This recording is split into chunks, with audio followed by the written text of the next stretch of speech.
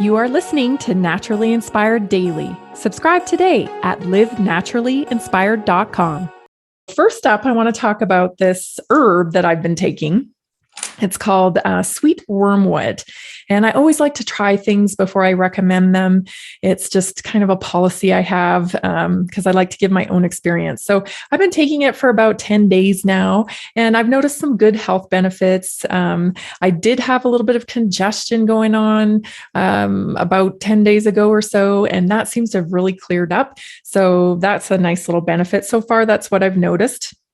When I started doing my research on wormwood, it's one of these things that's been around forever, but doesn't get much attention. So I looked it up on the drugs.com website because I always like to see what they have to say about it. Of course, they have the regular precautions. You always want to talk to your doctor, all that kind of stuff. But there's a lot of different names for it listed here as well. So there's just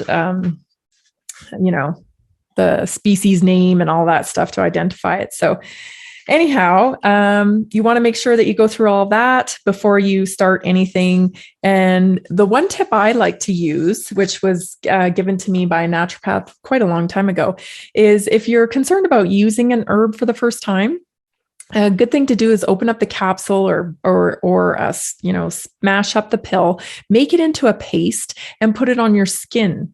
So I always do that. So before I started using the wormwood, I did that with my son too, because I put him on it for a little while. And just to make sure, because you're likely to have a skin reaction if it's something that you're going to be allergic to. So just a good little life hack that I like there. But moving along to learning more about wormwood, it's interesting. This article from wpi.edu has a great article, and I guess there's a podcast all about it too. If you go to this website, you can find the podcast link to this discussion about early research finds extracts from sweet wormwood plant can inhibit the COVID-19 virus. So I thought that was really interesting.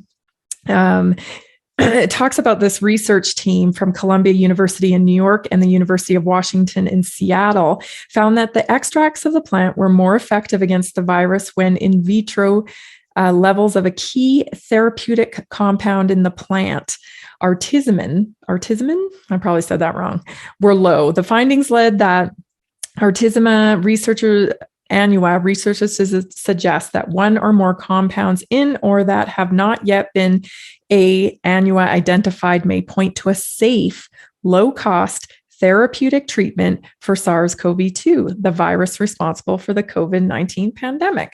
So really interesting stuff. You can read all about it there on their website. I love it because they have tons of links, so you can follow the links all the way through, and you don't even have to pronounce artemisinin or whatever you say it, however you say it. So again, another natural little tip to look into, and of course, do your own research on, but we aren't hearing much about in the mainstream, of course.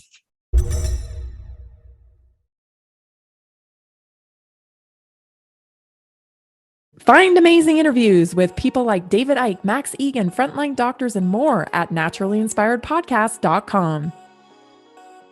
Connect with me directly at tammycuthbertgarcia.com. Support our amazing team. Help us defeat censorship and become a subscriber for only $5 a month at livenaturallyinspired.com. Find me on all social media platforms at connectwithtammy.com.